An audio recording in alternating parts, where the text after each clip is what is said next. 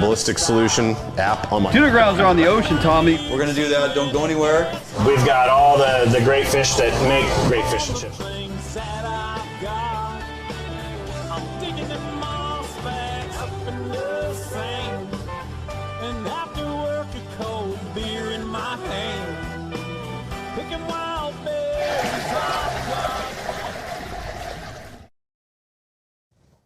Hey, good evening. Welcome to Fish Hunt Northwest. Wayne England here in studio, coming to you live from the Fish Hunt Northwest studio, 6 o'clock Thursday evening. So we're off and running. And yes, flying solo. Tommy, unfortunately, not here. Not his fault this time. There's a bit of a stomach bug apparently going around now. He already had it. He was taken down a couple weeks ago, as we all know, by young Thomas. But tonight, not his fault.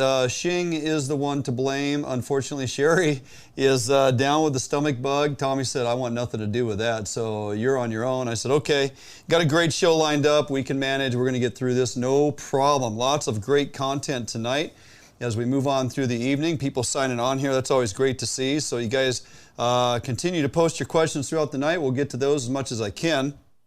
With that, hey, I want to remind everybody Fish Hunt Northwest is presented by Better Homes and Gardens Pacific Commons Real Estate, located in Puyallup, Washington. Of course, our good friends out there at Defiance Marine, manufacturers of the Defiance, the Arima, and the Allied series of boats. If you haven't got your boat order in yet, you better hurry up and do so because the wait is a bit lengthy in getting new boats, and they are cycling through some used inventory, so every so often a gem of a boat pops in there. You want to be on the phone and get a hold of those as fast as they come in. They are going out. Defiance Marine, lots of good things going on there. Please check them out before you go anywhere else. And then, of course, our really good friends over there at Phoenix Protective Corp, phoenixprotectivecorp.com, always hiring previously experienced military and/or police. Great company to work for. J.C. Shaw is one of the best in the business. With that, we have a lot of conversation, lots of topics to get through this evening, and a number of great guests lined up.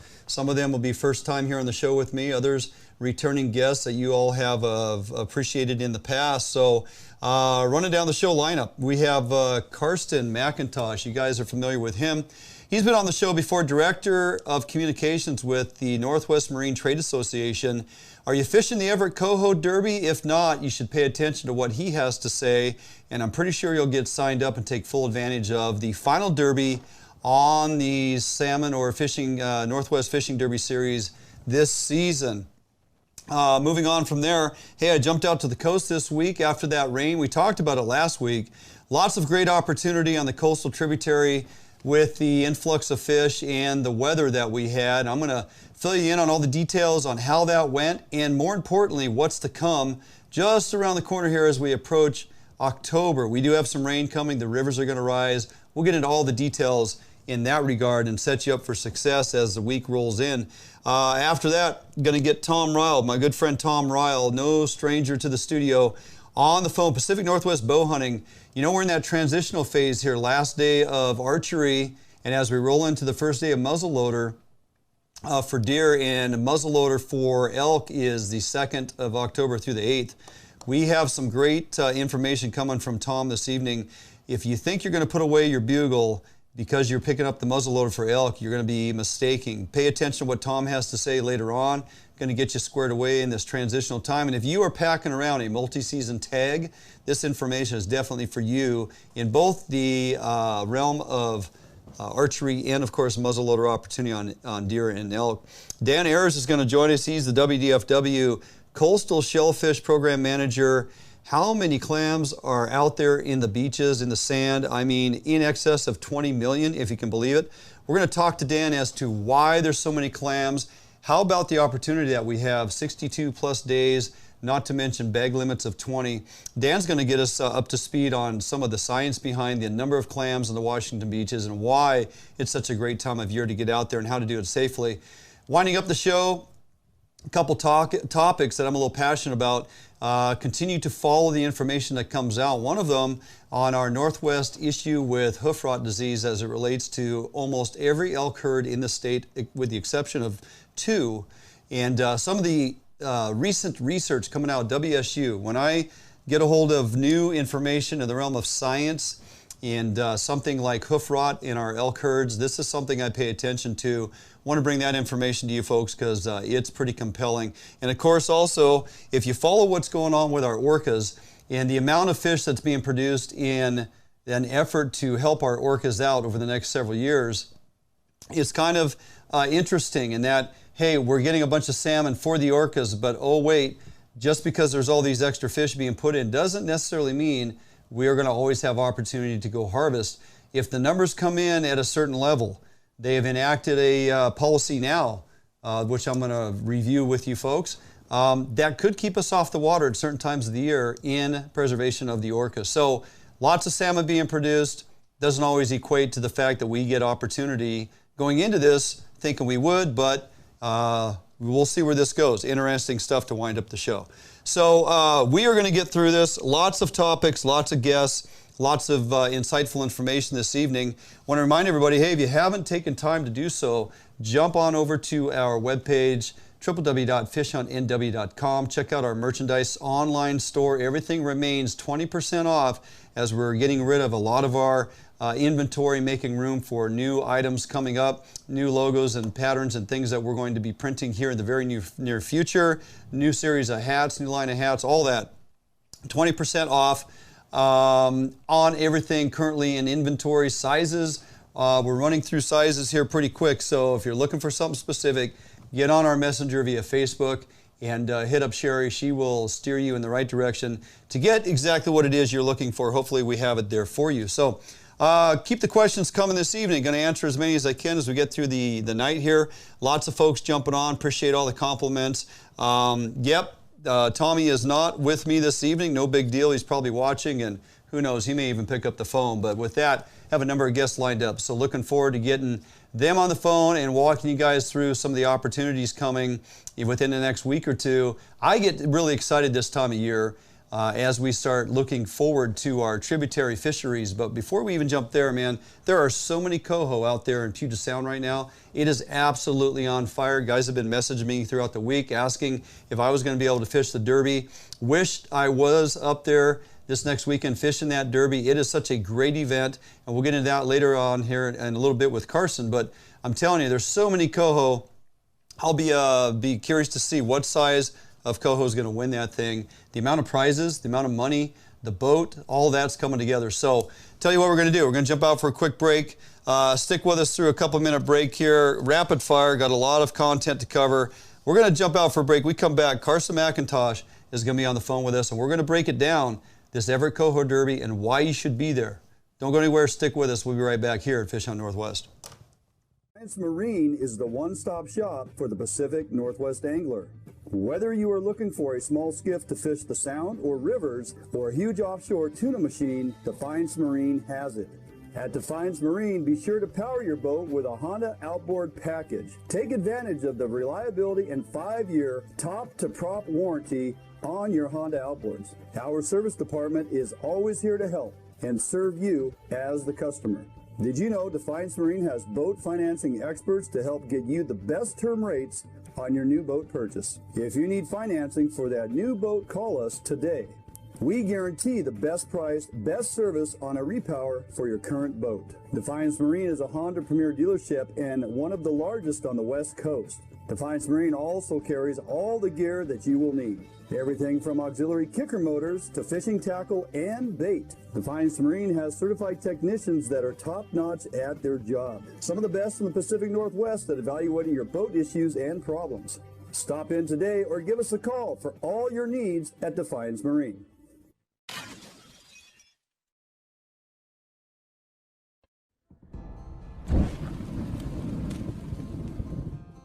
Today, the need for quality private security services is at an all-time high. Contract Security Service provides day-to-day peace of mind as they protect people and property. Here at Phoenix, we provide service for multiple state and federal contracts with services ranging from uniform, patrol, alarm monitoring, canine detection, executive protection, as well as investigative work. Phoenix client management models are built on understanding our clients' security needs and responding with a tailored program that is best fit for them. Phoenix provides excellent customer service through well-trained, highly motivated security professionals. Recruiting highly qualified officers is the first step in building a strong team. Currently, we are comprised of 70% prior law enforcement and military veterans. If you are prior military or law enforcement, go to www.phoenixprotectivecorps.com and apply today. Hey, welcome back, Fish Hunt Northwest, New England, and my current guest on the phone, Karsten McIntosh, Communications Director, Northwest Marine Trade Association. Got stuck at work today, didn't get to go fishing, but I think he's still in a pretty good mood. How you doing, Karsten? I'm doing great. It's one of my favorite weeks of the year. It's Derby Boat Giveaway Week. Yeah, it is Derby Boat Giveaway. I enjoy giving these boats away every year, so I'm really excited for this weekend's Derby. Well, you know, the weather looks to be, you know, pretty decent getting through the Derby. We may have a little rain coming in, a little change that I'll get into later on. But let's talk about the abundance of fish. Before we delve into the whole Derby conversation, let's talk about the abundance of fish of Coho in Puget Sound, in that central area, you know, north area where folks are going to be targeting these Coho for the Derby. What are you seeing out there, man? Are you impressed with the number of fish or what? Oh, my. It has been phenomenal Coho fish in the last few weeks. From Mukilteo to Shipwreck, north into Area 9, and all the way down from Edmonds to West Point, Meadow Point, and Seattle area. Just phenomenal Coho fishing. I was out, you know, pretty much every day last week, and there was many times where the guests on my boat said, "Man, I haven't seen it like this in years." Yeah. So it couldn't be better. And then, you know, got some nice sunshine coming in for this weekend, and it's perfect timing for the Derby this weekend. Well, you know, we got that freshwater extension too through the 26th. So some of those freshwater options for, you know, folks fishing on the bank or drift boats or whatever and lower systems, they're going to be able to catch some of those bigger fish that, you know, it has happened in the past where some of those bigger fish come out of those tributary portions of those systems and they show up and they place high, if not win that Derby. Absolutely. Yeah, that's something that's interesting about the Everett Coho Derby. It's a saltwater and freshwater event. Mm-hmm. And I'd say very frequently the winning fish comes out of the one of these North River systems, you know, Snohomish and beyond. So that's a really neat part about this Derby. Yeah, so it kicks off tomorrow, the 26th. It's a two-day event, 25th and 26th, Friday, Saturday. With the awards happening Saturday afternoon, which is just a phenomenal event if persons haven't attended that. So there's still time to purchase tickets as early as tomorrow morning and jump in on the Derby, can't you? Yeah, actually the event is Saturday, Sunday. Oh, I'm sorry. I said Friday. Yeah, Saturday, Sunday. Yeah. 25, 26, 25, Saturday, 26, Sunday. yes. Derby tickets are on sale. You can get them online simply at everettcohoderby.com. or they're at a number of different retailers: Sportco, Outdoor Emporium, Holiday Sports, Triangle Tackle, Sportsman's Warehouse, Three Rivers over in Woodinville, and then all the usual Everett, John Sporting Goods, Everett Bayside Marine, Harbor Marine, Performance Marine. Yeah, lots of support, lots of participating agencies in helping get the ticket sales up. Yes, 25, 26 Saturday, Sunday, just for clarification. And what are you thinking for participation? Do you guys think the turnout's going to be pretty good size this year? Typically, that has a tremendous draw.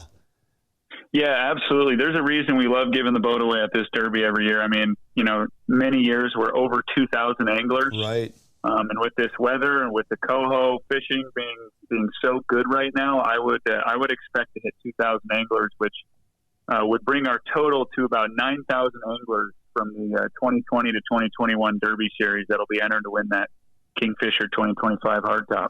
Yeah, I want to remind folks, we had you on last year towards the end of the Derby series as well, reminding everybody that due to COVID and the lack of derbies that folks had access to, you guys held on to that boat for one additional year. Nothing wrong with that. You guys and the crew have been out there putting a little extra blood in it, putting a little time on the motors, making sure they're good and broke in, making sure all the electronics work. The thing is dialed in, catching fish like crazy, and that lands in the hands of a participant in any of the derbies, including those final derbies of last season. Isn't that correct? Absolutely. If you fished in any of the Northwest Fishing Derby Series events in 2020 or this past year, for every derby you fished in, you have an entry to win the boat. Yeah, that's fantastic. Hey, if you would, explain the team option or the team opportunity for persons to get in on that as well. Yeah, the team tournament is really cool.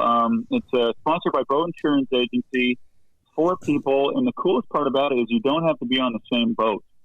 So if you're a good buddy or someone you know who catches a lot of fish or catches big fish is on a different boat, you can team up with him and go into sort of a little bit of a side pot.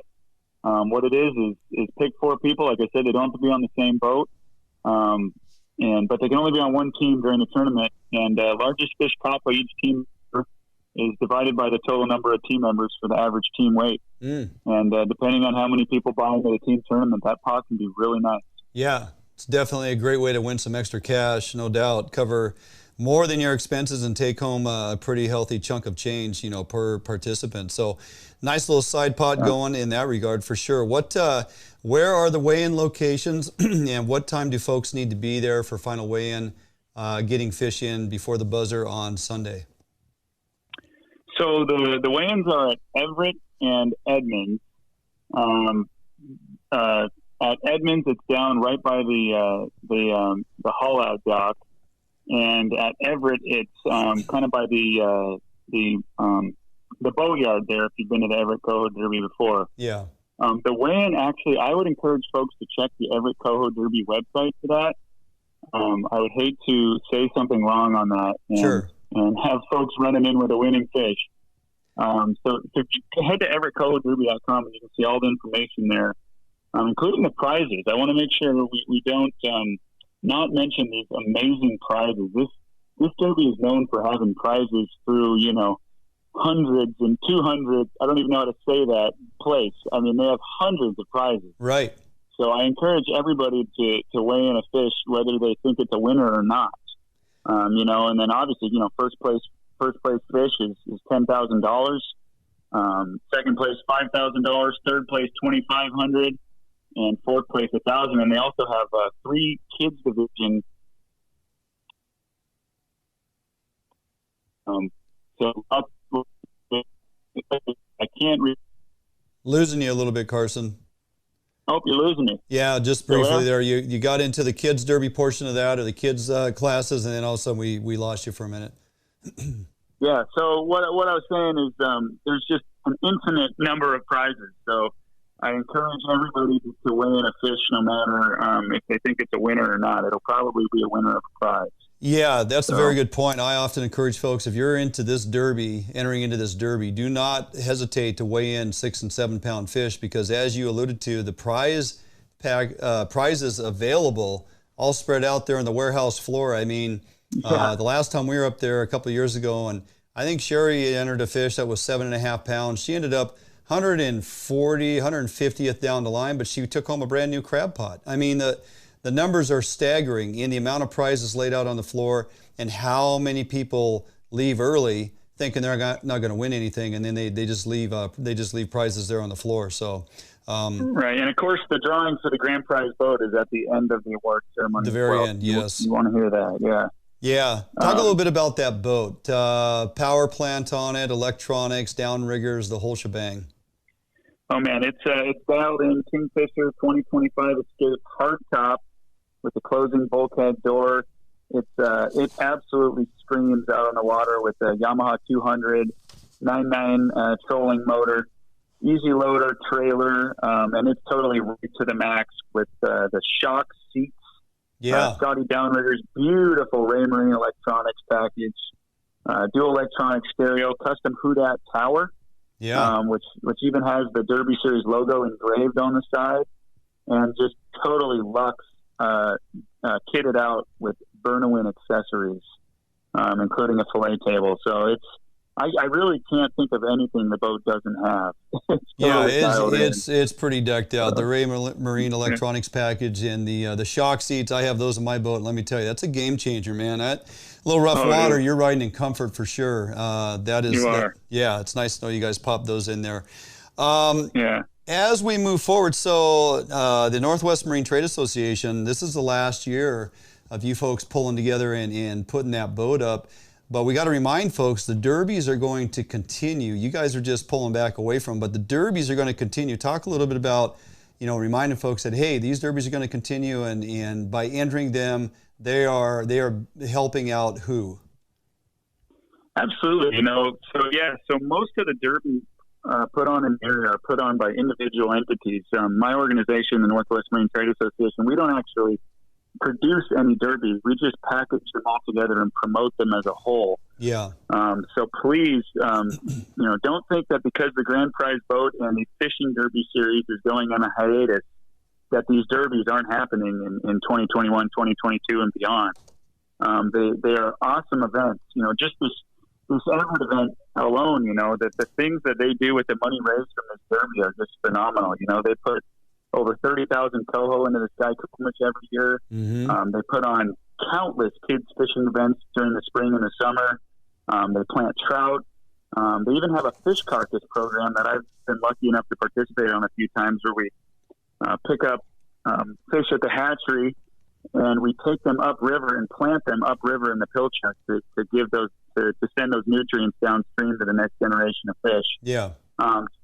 Just so many great things. That's just one example. I mean, that's just the Everett Steelhead and Salmon Club, but all of these derbies are put on by primarily fishing groups such as Puget Sound anglers that really exist just to promote fishing and especially get the kids out on the water. That's always important. Yeah, excellent point.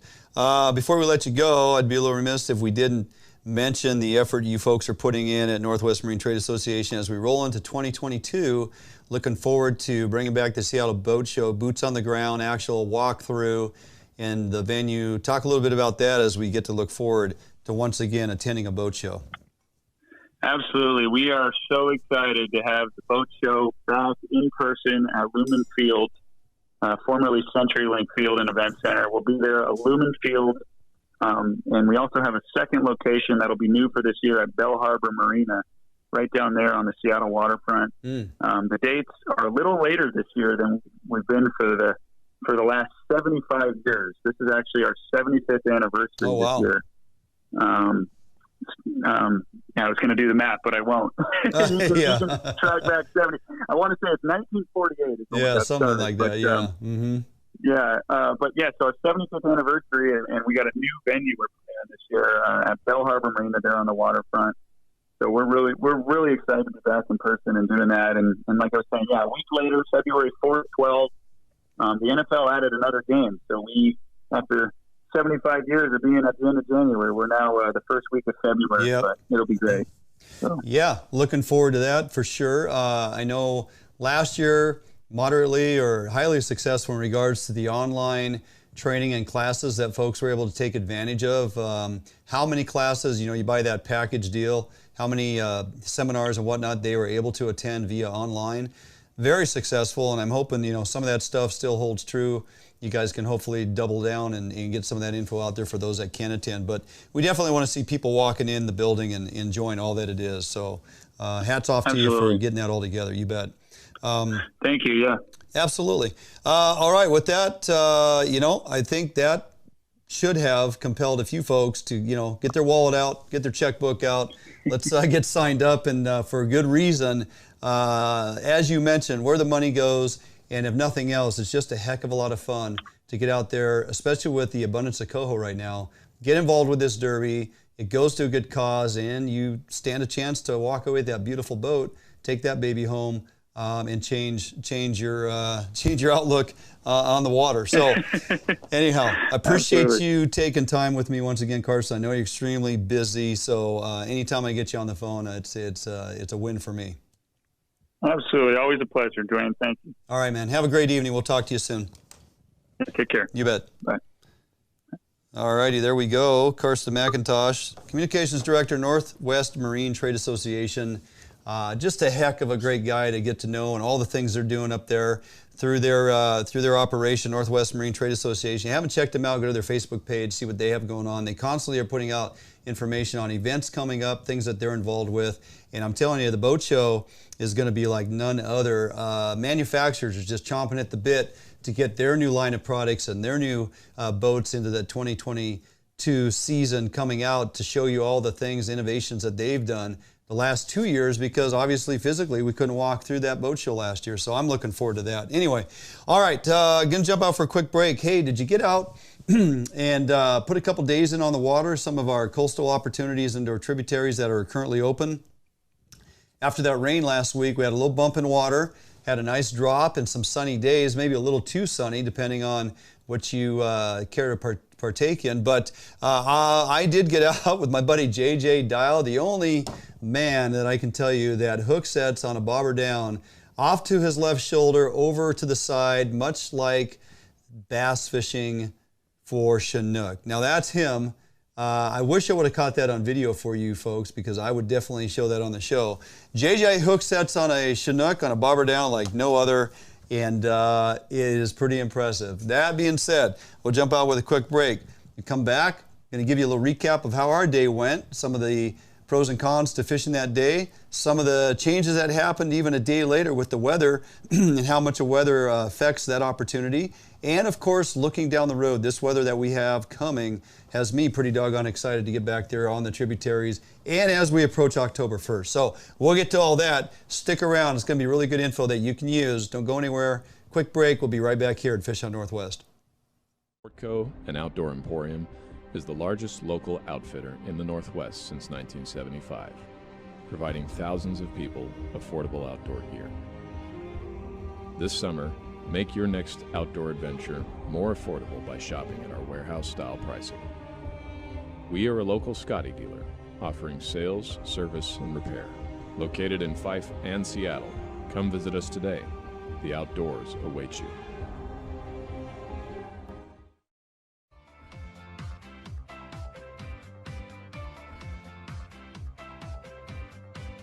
It's easier than ever to browse homes and connect with an agent on the go with Better Homes and Gardens Real Estate's mobile app.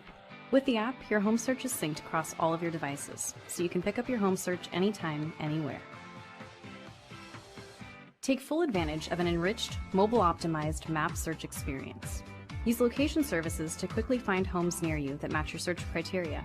Draw your own map boundaries to find homes in a specific area, and apply layers to view school districts, neighborhoods, zip codes, and more.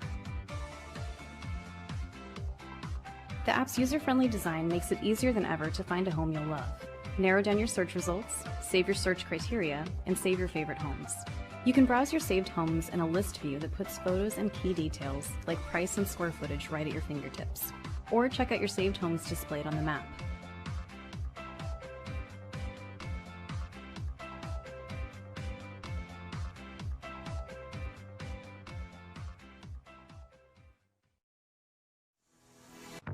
Yep, for sure. Oh yeah, big fish. Yeah, buddy. Nice fish.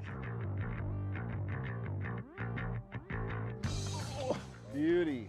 Gorgeous fish. Bobby's on the board. We got a good one. Oh yeah. Oh, oh, geez, come on. Nice fish. Nice fish.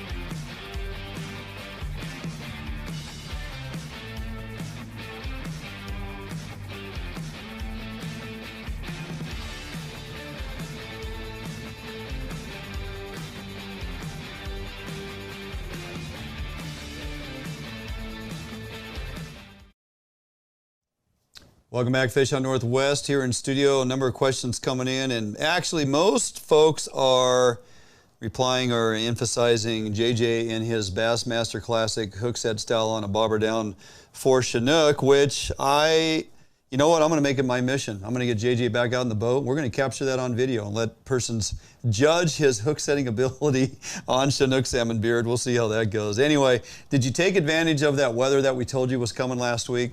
That rain was going to come in, it bumped the rivers. And talking to a few folks that got out on a few of the rivers that we have access to currently with early Chinook coming in the month of September, you know, the water level got to a point that it was completely fishable as in overall flow. Now, as would be expected, the color obviously changed due to all that dry debris that builds up along the shorelines throughout the entire dry months and through the summer. All the leaves that fall, all the dry dirt that gets piled up along there. And once that rain drops and those rivers come up a little bit, it starts washing all that stuff in. Get your water a little off color. But the other thing this time of year, if we don't get a substantial amount of rain, like days on end of rain that happens and the river spikes really high. I mean, we got about 1,000 foot, 1,200 foot bump on some of these rivers. It wasn't too bad. And the fact is they remained very fishable. Even through the dirty water, some guys found success. I was able to get out there a couple days later on the drop, and the rivers had cleared up tremendously. I mean, we had 6 foot of visibility by the next day, 8 to 10 foot of visibility by the following couple days, and they were dropping fast. They're going to rise quickly. They're going to drop fast because that water's just going to flow on out of there, and they come down real nice.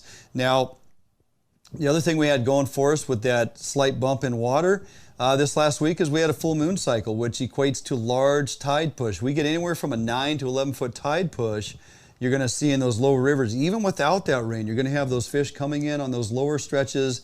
They may hang around that tidal water. They may bump up just past it if they feel safe enough, or they oftentimes will flush back down. But this was the best of both worlds. We had that little influx of water, got that big tide to push them on up. So you figure they're going to get past that tidal influence stage and move on up to the next portion of the river, which a number of them did.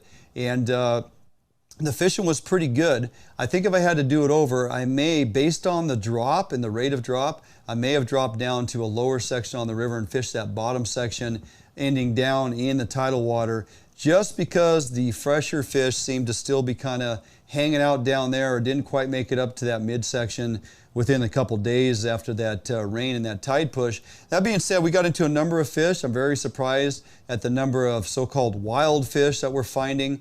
Just not a lot of clipped fish available. A few that we did find were smaller and a little off color. Some of the nicer fish, of course, were the wild fish with the adipose fin intact. But all in all, a pretty doggone good day. They were a pretty solid egg bite, especially through the morning. The eggs under floats were working really well. Did not manage to twitch up any coho. We did have some fresh coho stampeding through a couple holes, but they were just on the go, man. They weren't stopping to take time and look at nothing. So tried a few options on them. Didn't successfully hook up on any coho. Did catch a few jacks. Got into a good number of Chinook. And again, the day that we were there, we had mid-70 temperatures by noon, 1 o'clock. It was getting a little steamy out there, up around 75 degrees. And if you're not accustomed, and I'm not this time of year, rowing a drift boat in full chest waders, I thought about taking the shorts, but I was like, it's going to get okay. We'll be out there towards the coast a little more. Weather's probably going to be, favorable. But man, there wasn't a cloud in the sky, and it got hot. And I can tell you this, once that sun came up and the water getting as clear as it did by the time we got out there, those fish were seeking deep cover, deep cover in the deeper holes, the darker water, the shade. We could find a few fish in the shade, but if it was full sun, man, they just seemed to go off the bite mid-afternoon. And I kind of wanted to wait around till late in the day to see if we couldn't get some of them fish coming, moving upriver. We had a 2 o'clock high tide down low. That does equate to what happens as you move upriver in some cases. So you got to kind of weigh all that stuff out. What's your morning tide? What's your afternoon tide? What location you're fishing on the river?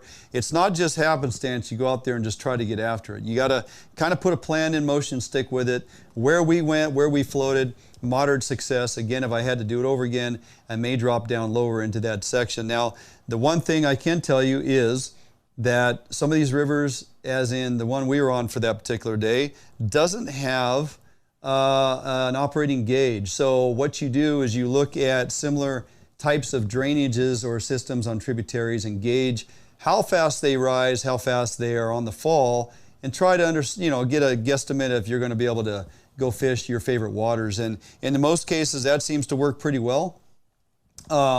In trying to track or decipher, which river you're going to go fish based on what the other rivers around it are doing. So if you're not accustomed to reading those gauges in the weather, the river drops, that's just something to consider. Look at other rivers in close proximity, kind of see how they're responding to the influx of rain and on the drop, and you can kind of gauge what those other rivers without gauges may perhaps do. The other way to do that is over the course of years is to obviously keep a journal and understand if this river's at this level and at this point after rain, then you go fish this river and you find success, kind of make some notes for yourself and understand what it's doing this time of year. Now, we're at the final week of September, rolling in the final week of September, so any rain that we get this time of year that bumps these rivers is just extra opportunity. We've had seasons where we wait for that first rain well deep into mid-October, where all them fish are kegged up, staged up in the lower water, down low in the systems, won't even get up into the tributaries, staying down in the main stem. If they do bump into a tributary, it's because it's tidal influenced. And we've had those years. This is not one of them. We had that nice bump of rain, great opportunity to get out there. Prior to that rain with some of these tides, we've had an abundance of fish moving in. Why? Because we have a lot of fish this year. I don't know if you figured that out or not. I've been talking about Puget Sound, Westport, prior to them closing down the ocean, other ocean areas just teeming with tons of coho. The amount of coho out there in Westport as they turn the corner and find their way into this Grays Harbor region down the road here, we have some great opportunity to be had. Now, the one thing I'm not too happy about is they've set the season and we're looking at a one fish limit. As we roll into October here, a list of these rivers that you pay attention to, the hump tulips out there, for example, that's going to go to a one fish limit. You can still retain a hatchery Chinook and or a hatchery coho, but you don't get one of each. You get one fish. All of these Grays Harbor rivers, especially like that Chehalis system, I'm talking Satsop, Wainuchi, you're going to get a one fish limit. One thing we have looking forward to as we roll into October 1st and some of these rivers I just mentioned, this region to open up, we have some rain coming. So again, we got this nice bump in September. Now as we roll into the 1st of October, which is always kind of a blessing, we get a bump of rain here as we roll into the 1st of October. We're going to be able to spread out the pressure. We're going to be able to spread out the effort on a number of rivers. So Sunday, Monday, we're getting a nice little push of rain there. And then by Thursday of this next week, by the time we're doing the show here next week, we're going to have a nice little influx of rain. Those rivers are going to bounce up just a little bit.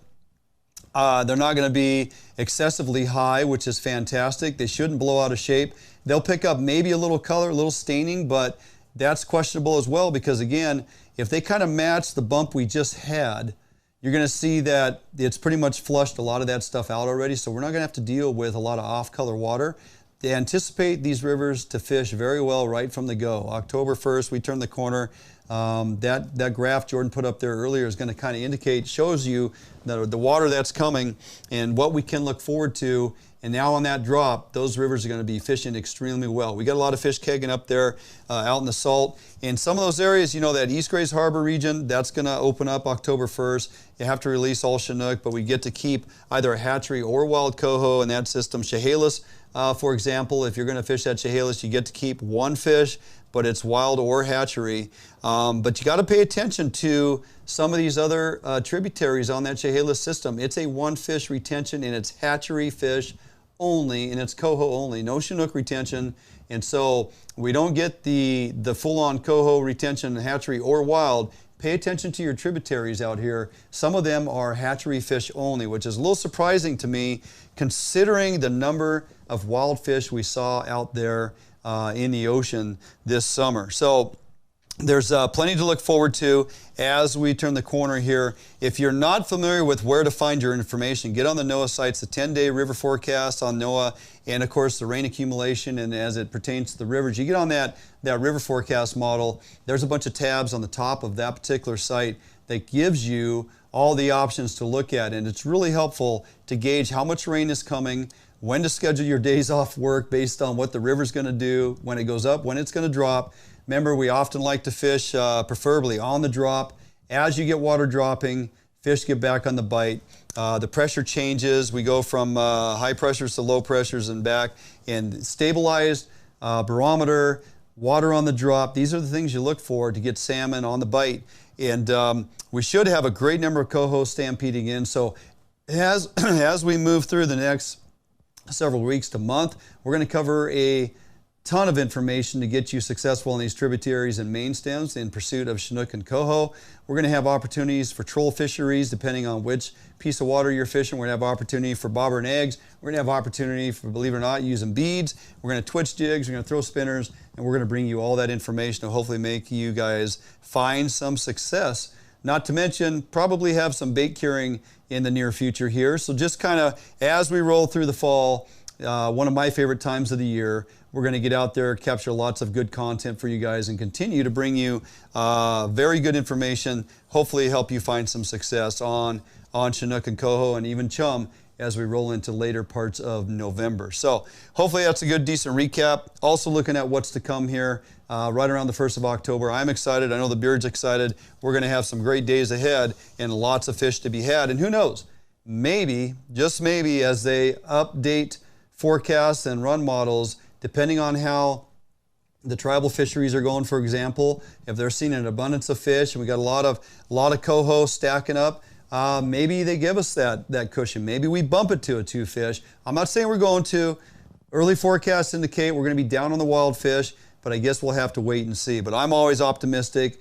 Based on the numbers we're seeing in certain areas, maybe these tributaries get stuffed with more fish than they anticipated, and we can get that second fish bump. That would be real nice, wouldn't it? All right, got any questions, suggestions of things that you want to see in the how-to segments of our show as we roll through the fall here? Make sure you let Tommy and I know.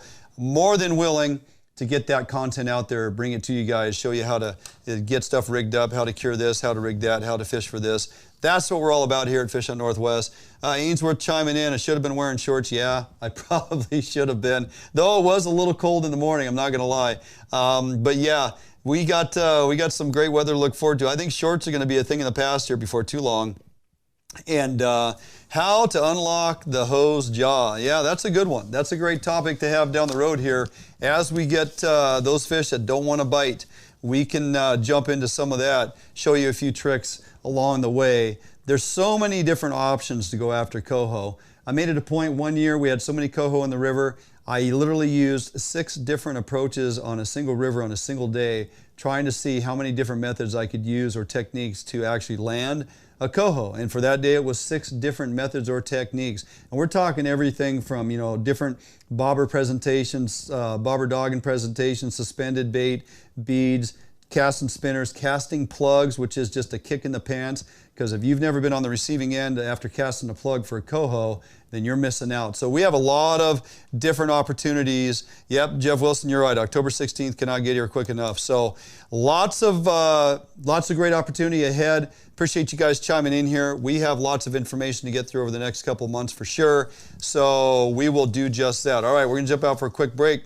When we come back, I've been looking forward to this conversation with just this gentleman for a couple weeks. We finally got an evening pinned down where he could join us. Good friend Tom Ryle of Northwest Bow Hunting is going to join us. We're going to break it down for you. Deer, elk, archery, muzzleloader, calling for elk as we roll through this part of the season, and some techniques you need to be aware of to be successful on these blacktail in pursuit of those. So don't go anywhere. Stick through the couple-minute break. We come back, we'll have Tom Ryle on the phone to get you set up for success right here at Fish Hunt Northwest.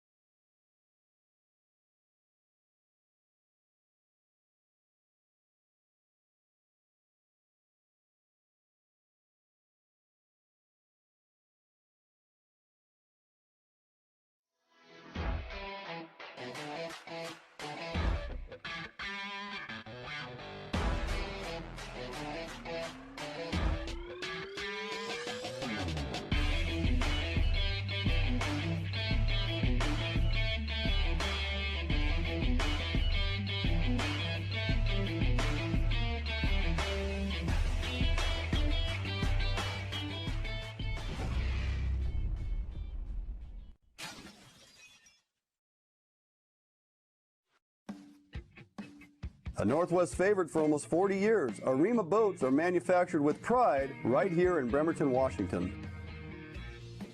Arima Boats offers all of our boats with Honda outboard packages so that you can take full advantage of the reliability and 5-year top-to-prop warranty from your Honda outboard.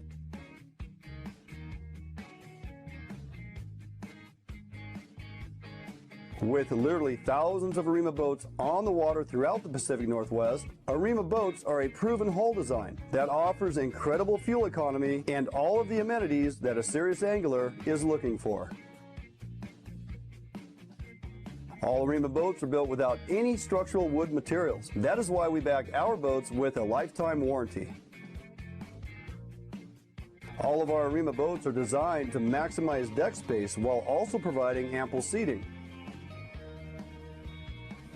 Contact us today at Arima Boats for all your boating needs and let us help you get out on the water.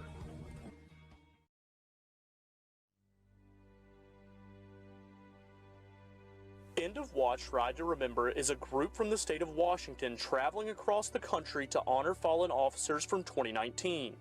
End of Watch organizer Jagrut Shah says they want to show departments who've lost partners and friends they are not alone. I wanted to bridge this gap that we have and bring back to the department, let the deputies or the officers know that their lost has not been forgotten. In 2019, 146 officers were killed in the line of duty, and End of Watch Ride to Remember is on a mission to pay their respects to each of them.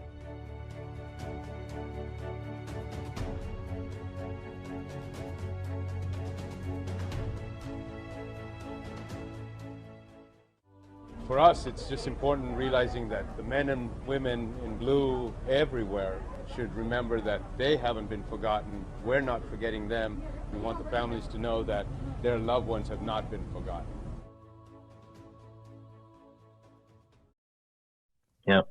Hey, welcome back. Fish on Northwest. Wayne England here, flying solo. No big deal. Plenty of content, plenty of folks to talk to. One of those individuals, Tom Ryle, is on the phone with us. No stranger to this show. Pacific Northwest Bow Hunting is his social media site, Facebook site. And Tom, I know you're a busy guy with work and everything that you got going on, but you're taking time out this evening to talk a little hunting, which is something you and I always look forward to. So thanks for jumping on tonight. Yeah, well, thanks for having me on.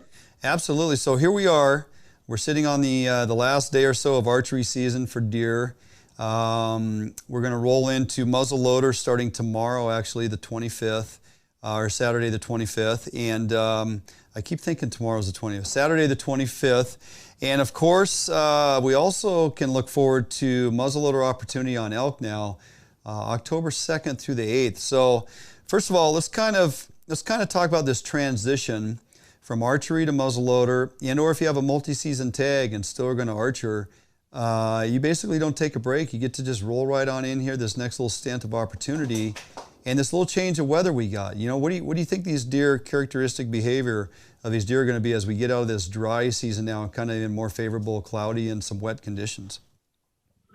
Yeah, it's definitely a time of transition right now. You know, one thing you've probably all noticed too, especially if you're out fishing, is, man, you're waking up to, it was like 38 degrees the other day. Yeah. So we're seeing the big temperature swings coming out of months of really hot weather. You know, a lot of deer and elk they'll bed through the summer pretty much from as much as possible. They'll seek shade and cool weather and thermal cover under the big canopy of trees and whatnot down in the drainages. But now that we're transitioning, we've gotten a good couple of doses of rain. We got more on the way. You know, food's still plentiful. Elk are still rutting.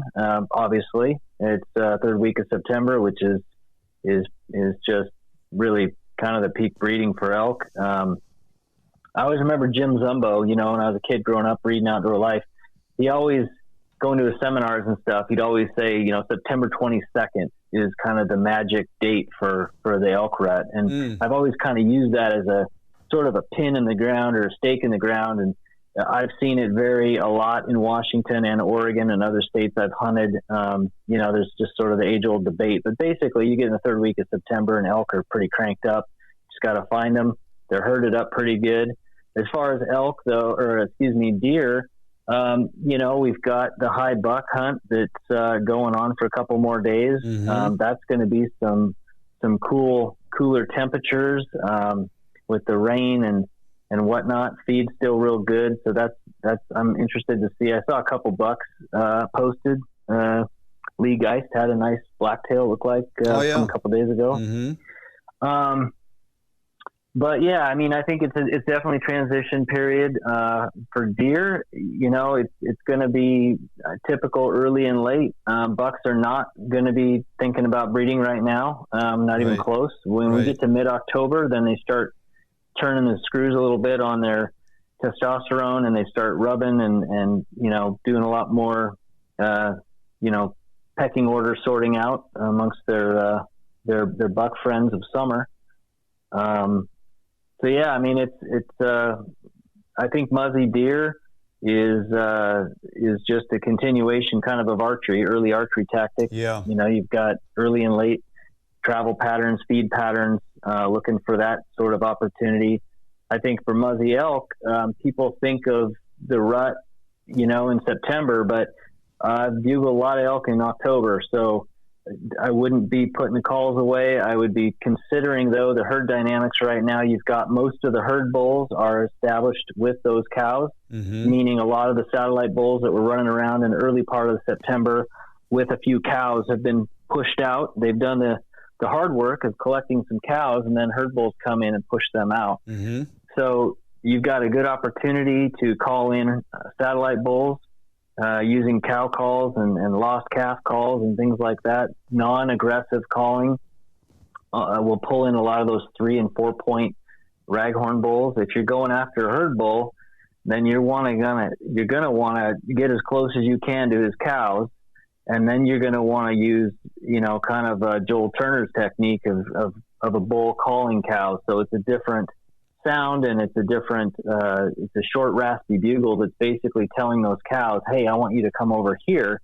And at that point, you're pretty much picking a fight with that herd bull and by talking to his ladies. So that's probably the best technique that you can utilize here in this early muzzleloader season. Yeah, that's a good point. So you got your eyes set on that herd bull, and as opposed to just flat out challenging him, you're going to just make him confrontational by simply trying to draw his ladies away. Yeah, I mean, you know, Joel does such a great job explaining this, but if you think about what's happening, you've got a herd bull with his women, right? He's got his ladies all herded up, and then you're going to get in close and you're going to start talking to his ladies. You're not challenging him directly. Right. You're talking to his harem, and he isn't going to like that one bit, and that's where you'll get more of an aggressive response from a herd bull, as opposed to a lead cow taking the herd away. When you're just out there locator bugling, and then you get close to a herd and you keep bugling, that bull has no interest in messing around with you as an outside satellite bull, and his cows don't have any interest in that. So oftentimes that's why these herds are pulling away from callers. You find that that kind of that meager little, hey, I'm over here, cow type calling can really pique the interest of those satellite bulls? Yeah, I mean, I've called in I've called in little groups of spikes, even, you know, 3 or 4 spikes running around together, using calf calls. And I've called in lost calves. I've called in cows. I've called in small herds with a bull in tow. If you're looking to fill tags, I feel like one of the best techniques you can use in October calling is calf calling, and really just, you know, trying to locate elk visually in a clear cut at daylight or in the evening, moving in close and then setting up and doing some lost calf calling and or just, you know, kind of social calls. Yeah. The other thing to keep in mind is fall bear and cougar. I mean, those predators key in on calf sounds. I've called in bears numerous times doing this, and not even trying to. So if you've got that bear or cougar tag in your pocket, keep that at the ready and watch your back. Yeah, no kidding. Let's jump back to deer. So as you said, they're quite a ways away here from really starting to get a little bit of fire under him, and so you shouldn't be surprised right now to see a few bucks running around together, right?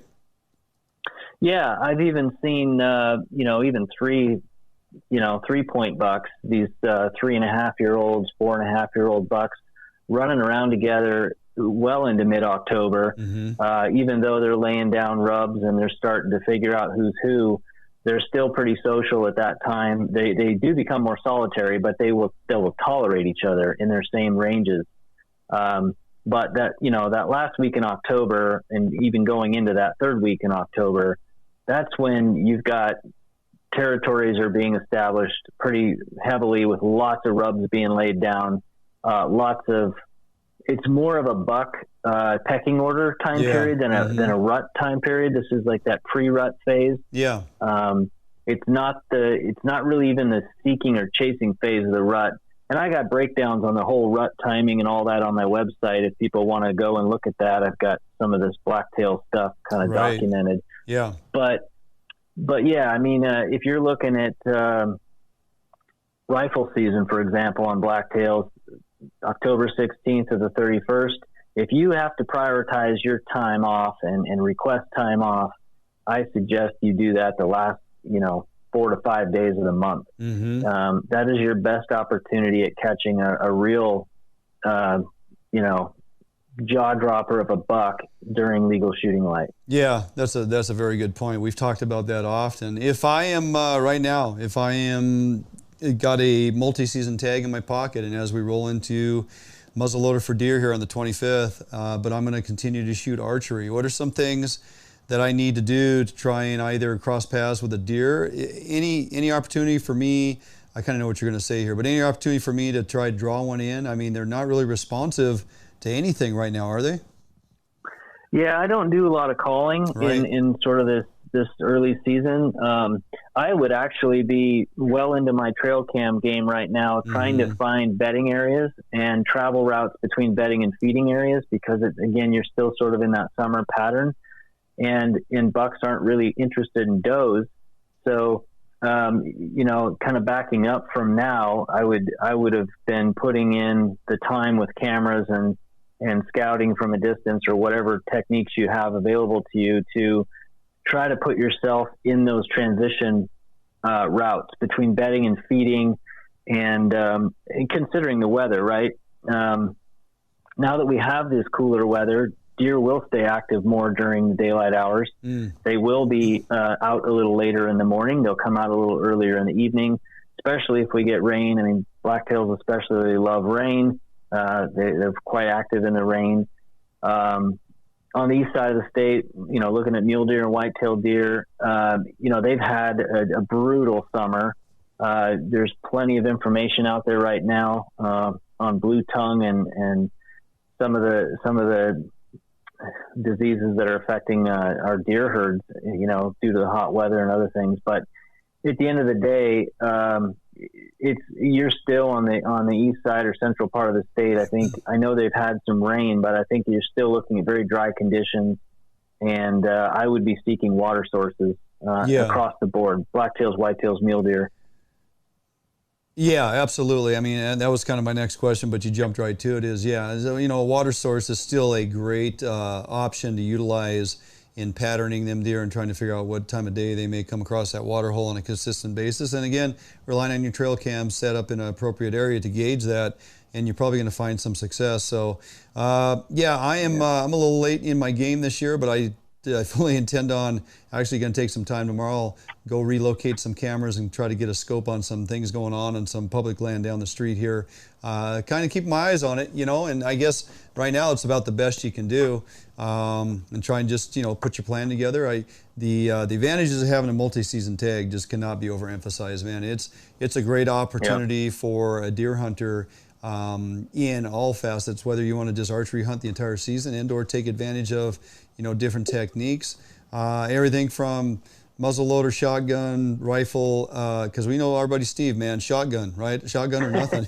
So, which he convinced me. I mean, you kill a deer with a shotgun, it's kind of an interesting concept, but it is extremely doable and a heck of a lot of fun. So, yeah, absolutely. And the multi-season, I actually drew it this year, but I haven't drawn it for a number of years. But if you put in for the multi-season deer tag and you do not draw that tag, because you put in, you're eligible to buy a leftover. Right. And it's it's going to cost you $100 and some odd, but in my mind, what is your time worth, right? Yeah, right. So if I take and look at the cost of that $130 or whatever it is to get me from September to basically December 31st, with my bow across a number of different game management units, that's just extending my opportunity. I've talked about that a lot, but a lot of people don't realize that you have to put in for the tag to be eligible to buy it over the counter or exchange your general season tag. Yeah.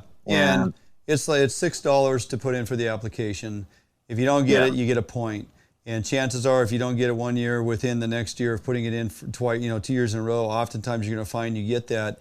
Then it's your option to purchase it or not. You can leave your points stacking up, or you can purchase it. And to your point, I know at one time, Barnum and I broke it down through that season, early September all the way through December 31st, and bouncing around in different game units, hunting east and west side, taking advantage of the type of weapon choice during that particular time, and or sticking exclusively with archery. It doesn't matter, because you can do it all under your multi-season, but it ends up being about $1 a day, because you end up paying $130 or so for that tag, and you literally get somewhere between 125 to 130 days of eligibility to actually pursue deer.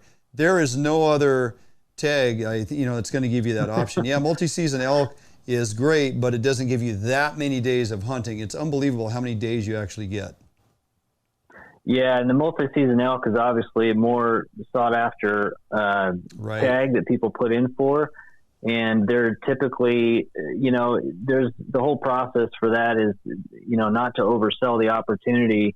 Oftentimes there's leftovers, right? And there's so many applicants that they just basically lower they have the draw results. They're solid. So all they do is move the bar down further when they have, say there's an extra 26 tags available. They just pick the next 26 people in order of the draw and call those folks up and say, hey, guess what? You got an opportunity to buy this tag.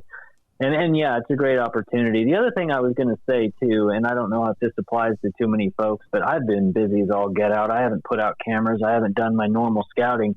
However, I did a bunch last year, right? So if you haven't gotten out and done a lot of scouting, but you're still hunting the same areas you've hunted before, deer, I tend to think of deer like largemouth bass. I mean, you find a good buck in a thicket or a swamp or, in a saddle on a ridge top somewhere, bucks like buck habitat, just like bass like certain habitat. And you can leverage that, and you can go into the season with a lot of confidence that if you saw a good buck or you located a good rub somewhere, if you have any intel on the area you're hunting that's from the past, you can bank on that a little bit, unless there's been a fire or development or logging or some other disruption to the area.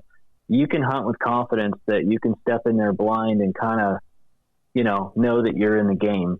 And I've done that, and it's paid off, and I'm doing it this year. Like I said, I haven't done a lot of scouting, but I'm going to go hang a stand here pretty quick, and I'm going to put it in the same tray I put it last year, because I saw one of the biggest black-tail buck fights I've ever seen from that stand last year. Yeah. And just hoping to get a crack, Yeah, absolutely. So. Yeah, sound information as always, Tom. Appreciate it. Really good stuff. So don't be a stranger. Going to get you back in here in studio and really drill down on some of this blacktail info as we get later in season. And if your employer allows you to jump on in here, man, really want to kind of walk through the progression of calling, rattling, all the things that you're so good at, that we can really open person's eyes to in appropriate time of year when they should be utilizing those techniques to draw those deer to their advantage. So really good stuff, buddy. Yeah. Appreciate you taking the time tonight. Yeah, thanks. Appreciate being on, and good seeing you and talking to you. And Take care. We'll be in touch. You got it, man. All right. Have a great evening. You too. Thanks, Dwayne. Bye. Tom Ryle, Pacific Northwest Bow Hunting. Check him out if you have not on his social media. He's got a lot of great information on there. And he's written a lot of blogs. And if you haven't followed him, you need to, because it's progressional through season. And oftentimes he continues to release blogs or re-ups his blogs and information. As we progress on through that hunting season, especially blacktail season, he is a master in an art of pursuit of blacktail. And really, when it comes to calling, when to use scent or appropriate scent in different fashions, and of course rattling and all those things that we've covered in the past, but we will cover again because it's very dynamic and always changing. All right, that'll do it for that with Tom. Appreciate him taking the time. We're gonna jump out for a quick break. We come back, I'm gonna get Dan Ayres on the phone.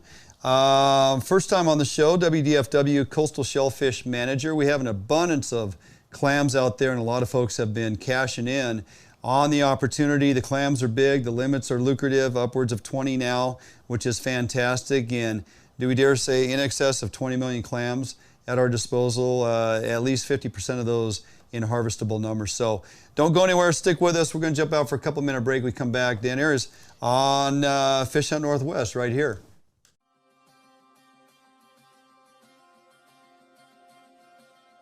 Allied boats are built by West Coast fishermen for West Coast fishermen. Deep V 21-degree dead rise at the transom guarantees a smooth ride no matter the conditions.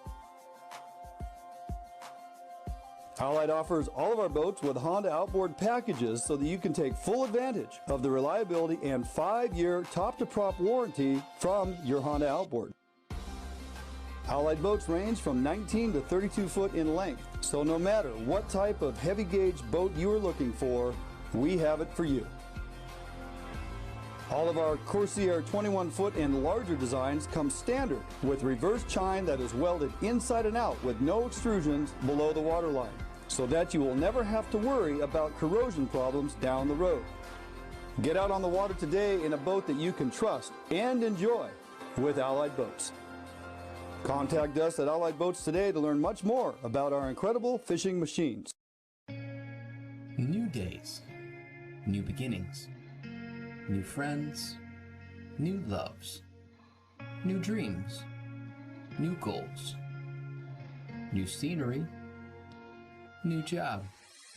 No matter what the next chapter holds, Better Homes and Gardens Real Estate will be there to help you find the new that's right for your lifestyle at any stage of your life. Better Homes and Gardens Real Estate. Expect better.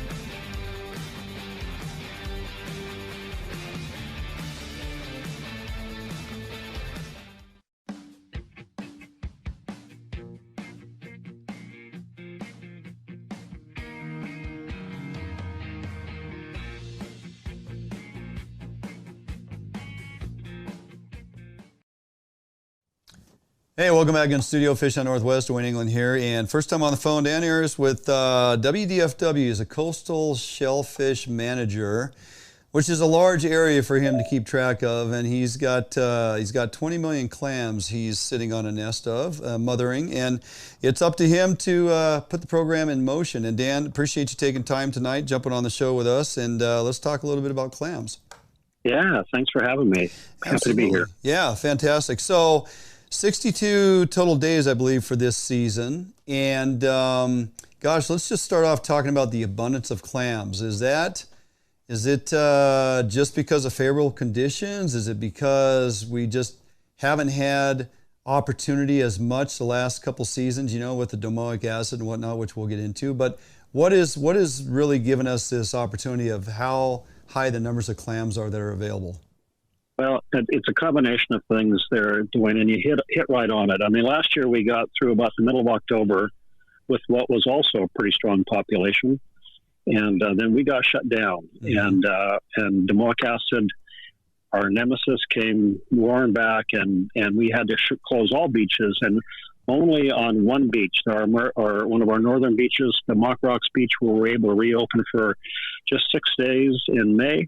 It was the only beach where the levels of toxin dropped low enough to allow us to do that.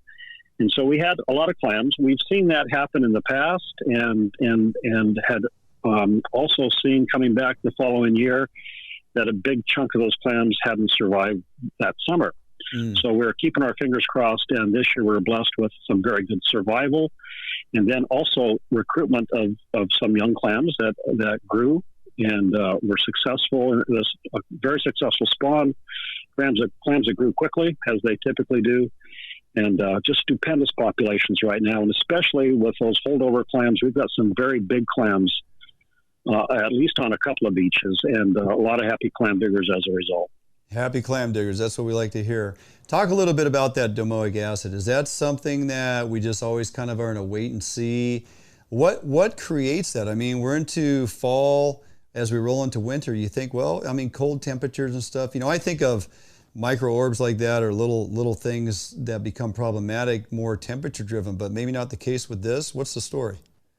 Yeah, I mean, we have a lot more questions than we have answers on that, but more answers than we used to have. I mean, the scientists that study that closely, there's some very dedicated NOAA scientists that spend a lot of time and effort on that, have found that there's a couple of sites, one off the mouth of the Strait of Juan de Fuca and one off Central Oregon and Hecata Banks, where these phytoplankton that, you know, they're one-celled animals, and it's a very specific species of that, a diatom that's got a very official name, Pseudonychia. They hang out in those very nutrient-rich areas, and then sometimes the first big storm or change in currents will bring those cells onshore, and so it depends a little on a lot of factors in the ocean. Warm water does play into it for sure. Our last big event was in 2015 when we had a very strong El Nino, as you'll recall, and we had problems down the coast. And this year, you know, we also had significant issues with our commercial Dungeness crab fishery as well as our razor clam fishery. So this last year was a tough year for fishery managers, fishermen in general. But you know, the confounding thing with this diatom, this Pseudonychia, is that we're able to monitor it in the surf zone water. We have a staff member that does that twice a week up and down the coast, and we can tell you if it's bloomed or not, if it's in abundance, but we can't always predict when it's going to produce domoic acid. And we now have the ability to measure that in our lab. So we do have some advance warning, and I can tell you that the numbers that came out today look very encouraging. And the storm last weekend did seem to break things up a fair amount. And I'm keeping my fingers crossed. Typically, when we get past the 1st of October, then what you just described, I'm sorry, Dwayne, did I call you Tom? I'm still thinking about Tom. Yeah, you're good. Apologize. That, you know, we're predicted. I just saw today that there's going to be some snarly weather coming in on Monday. So I think winter's kicking in here, and my hope is we're gonna slide past the danger point and be smooth sailing for the rest of the season. Yeah, it almost sounds to me like in the freshwater environment, the equivalent would be like a toxic algae bloom. You know, conditions are right, and the small critters get just the right temperature, the right amount of feed, the right amount of sunlight, whatever it is, and all of a sudden you get this bloom, right? So, I mean, the one thing we have going for us on our coastline, and certainly in Oregon and California, Northern California especially, is upwelling. That's bringing nutrients up out of the deep ocean. That's great news for plankton feeders like razor clams, but it's also kind of a double-edged sword, because that same nutrient will feed those toxic cells as well, and they'll take off as well. But we've had really good upwelling and a lot of nutrients, and the diatoms that produce the food source for razor clams have been doing fantastic. So we've got these just spectacular populations. And what you mentioned was the 20 million clams. It's actually 21 million is just on Long Beach. Coast-wide, there's 57 million razor clams right now. 57 million razor clams. Is that the highest number you've ever seen? That is the highest number I've seen in the last 25 years. Wow. That's double the average over that period, more than double that average the average over that period is 25 million coastwide. So it really is stupendous, and we're thrilled to be able to take the opportunity to increase the bag limit, and give folks a little more shot at that. We're going to do it through the end of December, and then sit down and look at numbers and talk to the director and decide what we're going to do after that. I think there's a good chance we could continue that into the new year, but we'll just see how it goes. Lots of interest. Yeah, fantastic. Let's talk a little bit about just briefly the life cycle of a clam. I mean, these larger clams we're getting, 5-6 inches, whatever they are. How old is that clam? What's it take? How long does it take to get to that size?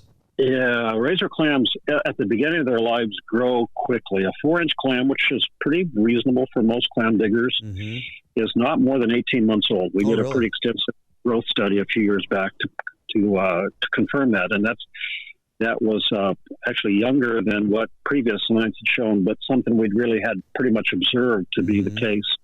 So we wanted to really get some numbers around it. And then after that, their growth slows down. But that a 5-inch clam is not more than 3.5 to 4 years. A 6-inch clam is pushing 5 years, 5.5 years. And it's very unusual to see a razor clam bigger than that. I've been doing this now for 41 years with the FW.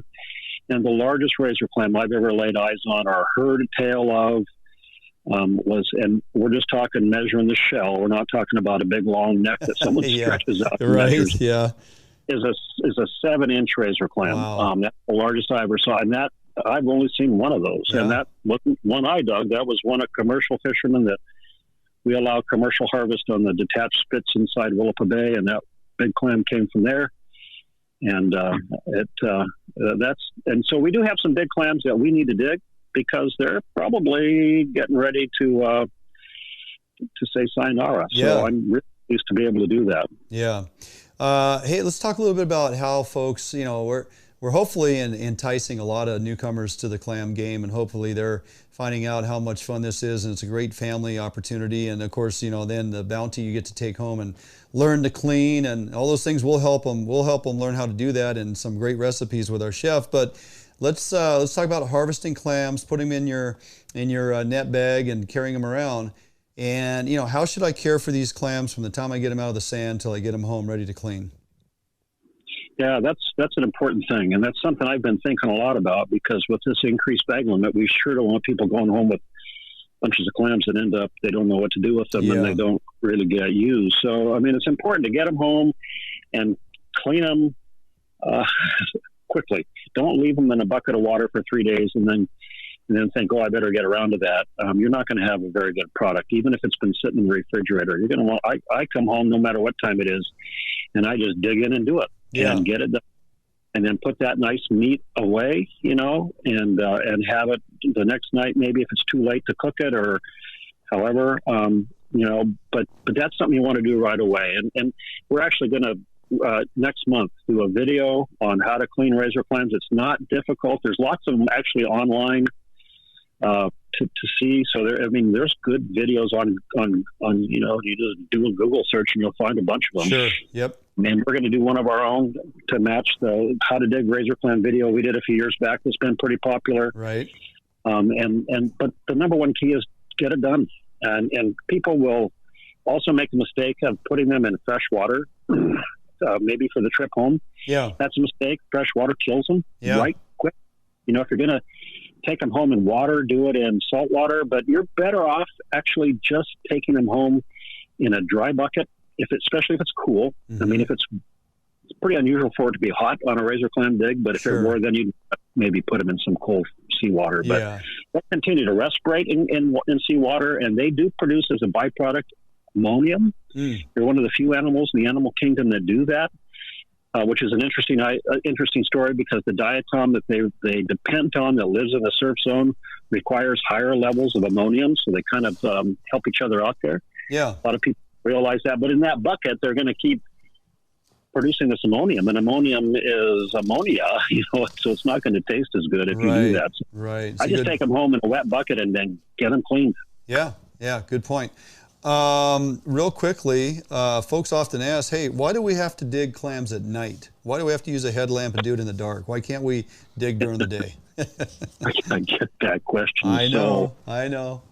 And you'd be surprised how many people call and want to know why we can't change the time of the tide. Sure. Yeah. Because it's all about the low tide. Yeah, and exactly. That low tide is dependent on all kinds of forces that are way outside this earth, Yeah.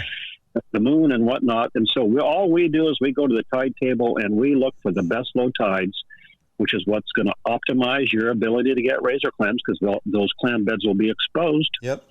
And that's what we pick. And if it's dark, we can't do anything about it. And one unfortunate thing about this season is that those tides are somewhat cyclical, because the Earth and the Moon all have their cycles, and it's pretty reliable and dependable. And about every 5 years, you get a series of tides that were in the fall and winter, where all the good low tides are always in the PM hours. Yeah. The year when those best low tides are in the later PM hours. Some years we'll have it where they're in the earlier PM hours and you're digging at 4 o'clock or maybe even 2:30, but this year they're generally going to be later. So it does make it more challenging. When I was a kid, I grew up in Aberdeen, and my dad was a nut clam digger, and he'd kick us out of bed early in the morning. But one of my best memories of digging with my dad is evening digs. And people up and down the beach with their lights, and you could hear voices, but you couldn't see people, and you could see the stars like nothing else. And there's something actually kind of magical about it. So learn to appreciate it, get out there, get a good light. It's still really doable. And a lot of fun, absolutely. A lot of fun, something to get the kids out to do, and never turn your back to the ocean, right? Always face the ocean. Oh, that's, Yep. Yeah, you got to do that. And if you got little ones on a stormy night, hang on tight for sure. Absolutely. Before I let you go, Dan, any awareness, COVID rules WDFW is wanting to remind folks of that they need to pay attention to?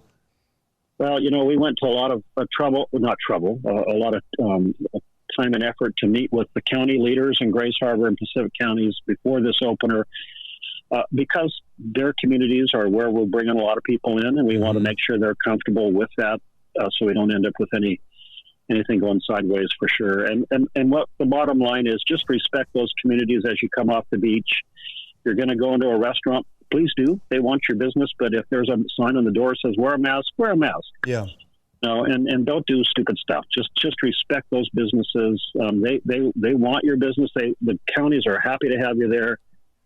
And COVID's a problem out here like it is anywhere, but we're getting through it. And if you just use your common sense. When you're on the beach, you're going to be fine. The wind's blowing. You're not in anybody's face, so I can't imagine there's an issue there. But when you get into town, just follow the protocol. There you go. Well, hey, Dan, I appreciate you taking the time this evening. Jump on here with me and talk a little bit about clam season, clam digging, and all the things you provided.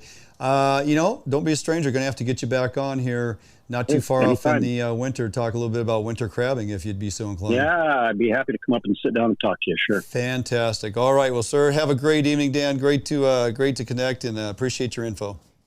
Hey, thanks for having me. You bet. We'll see you. All right. Bye-bye. There you go, Dan Ayres of WDFW, Coastal Shellfish Manager, and on top of it, man, and 57 million clams.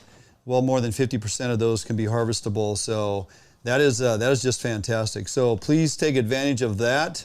They do keep in the freezer for a short time, clean them up, as he said, preserve your catch, and take care of them. Get them in the freezer, vacuum pack them. They're going to last at least for a few months, definitely. So, all right, with that, we are done with guests for the evening, but a couple other topics to cover. We'll jump out for a quick break, come back, we'll close out the show right here at Fish Hunt Northwest.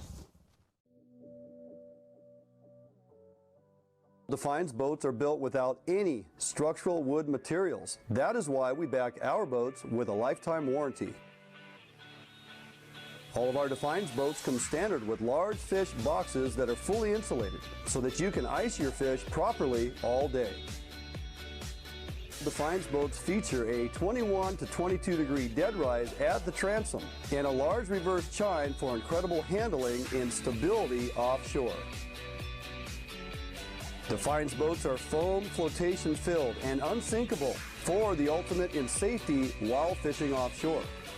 Defiance boats feature fuel-efficient hull designs with large fuel tank capacity so that you can have maximum fuel range for making long offshore runs completely safe and affordable. All Defiance boats come standard with self-bailing decks for improved safety while at sea. Defiance Boat offers all our boats with Honda outboard packages so that you can take full advantage of the reliability and 5-year top-to-prop warranty from your Honda outboard. Defiance Boats for all your boating needs, and let us help you get out on the water.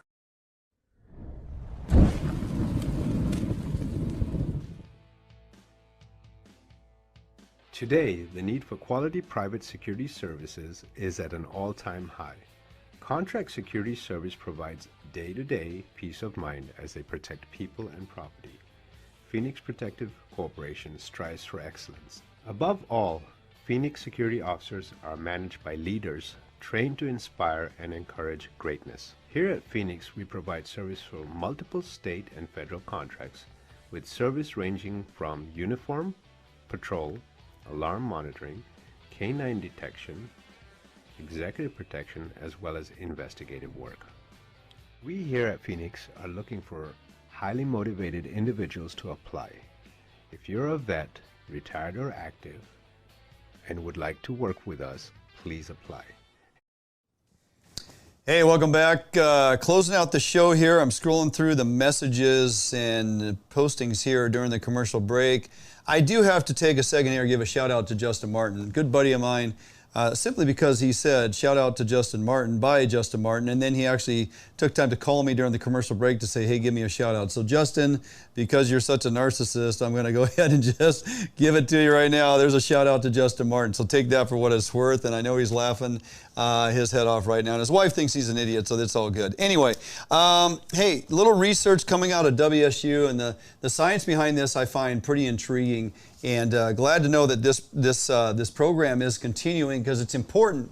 It's important to understand what is decimating a number of our elk herds throughout Washington State. All but 2 herds have been infected now with the elk hoof disease, hoof rot disease. So Washington State University elk hoof disease research team has discovered one way that the elk are actually catching the crippling hoof disease, now found in all but, again, 2 of the herds located in the state of Washington. The research shows healthy elk can contract the rapidly spreading disease. I'm going to read through this so I don't leave anything out. By simply walking on soil contaminated previously by infected hooves. So they now have an understanding that simply by spending time on the soil, in the dirt, where the infected hooves have gone through, this, whether it's a bacteria or whatever it is able to live in the dirt, in the soil, and get into the hooves of non-infected animals. Now, I know in talking with ungulate specialists in the past, prior to the WSU team taking a hold of this and getting the research going, they were trying to understand if there has to be perhaps an injury or some type of abrasion or some type of small cut or something above the hoof line, say on the animal's lower leg.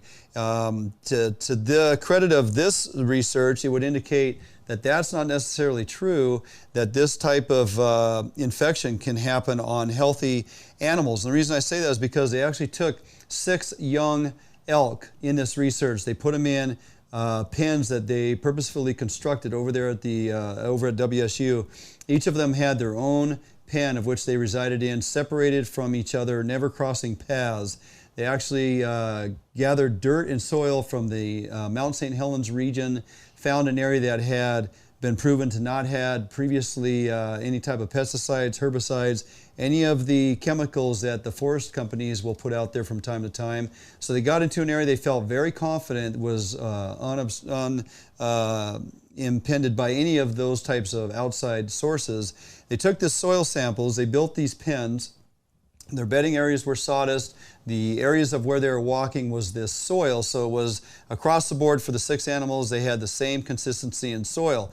Now they took hooves that they had received from infected animals, and in the research, they went ahead and they kept these in not quite a cryogenic state, but a deep freeze state.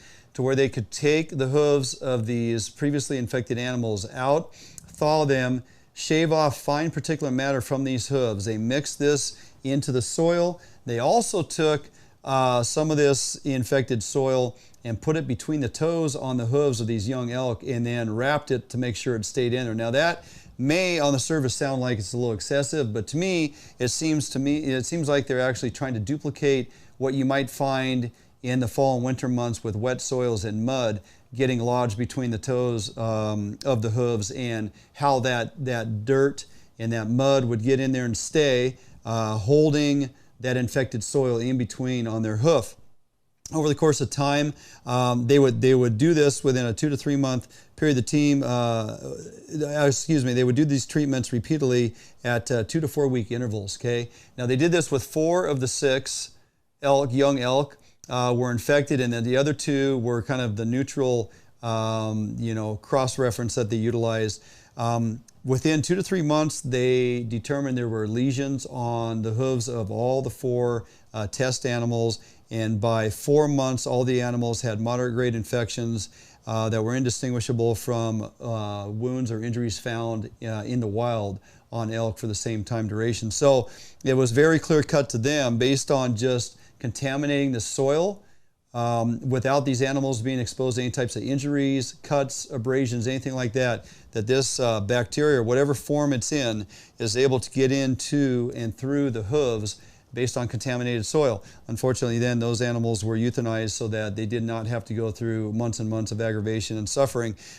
If you have not seen what hoof rot does to our elk here in Washington, and understand that this is infecting elk in Washington, Oregon, Idaho, and California, so it's pretty widespread. And again, all herds within Washington State, with the exception of 2, have been found to have this. The research and the science study there at WSU will continue. It's been well funded. They're going to come up with the reasons why these elk are contracting this disease and how easily it does spread. What I was alluding to, if you haven't seen it, get on Google, hoof rot, elk disease, something like that. You're going to see the pictures. We've put them up here before. It's very debilitating. The hooves grow to multiple inches in length. They look like elf shoes. It makes it very difficult for the animals to walk.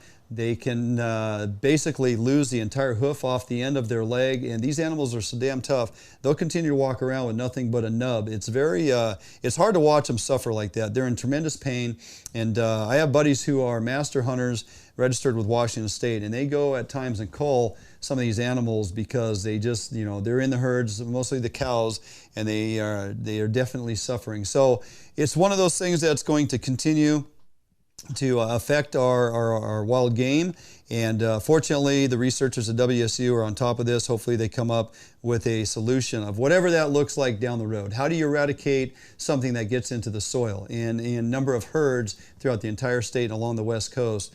From what it sounds like. So we're going to keep on top of the information that comes out. We like to bring that to you guys, avid hunters, and those that are concerned about our wildlife here in the Northwest. It's important that you understand the efforts that are going in to help preserve and restore some of these herds to where they were at one point. So, all right, I'm going to leave you with that. A little science research coming out of WSU, and hats off to them for continuing this this program. So, hey, if there's anything that you guys want to see here at Fish Hunt Northwest that we haven't covered yet, please let us know via Messenger on our Facebook. Reach out to us on our YouTube channel. You can message us there as well. You can email us through our website on the email tab there at www.fishhuntnw.com. So there's multiple ways you can get us your information. We're always looking for content that maybe we haven't covered that you would like us to definitely bring to the show here. Something we're always looking forward to doing. Try to answer your questions as often as we can. So, again, we got some rain coming. It's going to be pretty conducive to moving fish up into the main stems and the tributaries. Fall is just around. Fall is here, actually. First day of fall was yesterday. Little shout out to my wife. 31-year anniversary yesterday, and of course then she gets sick today. So it is what it is, but through sickness and in health, right? And that's how we endure. But hey, appreciated you all tuning in tonight. Great content, great guests. Want to thank them all for joining me here this evening. Running solo, Tommy hopefully will be back next week. We got a lot of things we're going to start delving into in the realm of hunting, some ballistics discussion with him. He can never shut off his engineer brain, so when it gets into discussion on ballistics and downrange with Tommy, that's some really good stuff you deer and elk hunters want to pay attention to. So we'll have him back here in studio next week. Lots of great content to cover. And with that, we're going to call it a night. Appreciate everybody tuning in. Get to our website, get to the online store, purchase some items before they're gone. And with that, have a great week. Get out, harvest something, and post your pictures on our social media. Have a good night, everybody.